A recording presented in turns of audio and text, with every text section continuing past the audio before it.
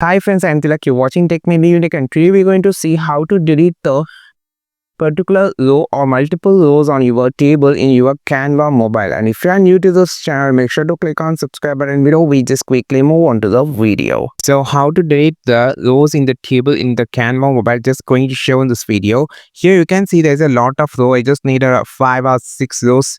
So how to delete a specific row in the table, I'm just going to show. So for that, first click, for an example, just need to delete this row. You can just select any cell of the row and click on the three dot option. Now you have this pop-up on the bottom, and this pop-up shows all the table properties, and swipe down, you have this option called delete. So click on this, the row will be deleted. We just need to delete multiple rows. Just select any cell of the row and just click on the select multiple. Now just select the rows, all the rows you just need to delete, and just click on the three dot option after selecting the rows.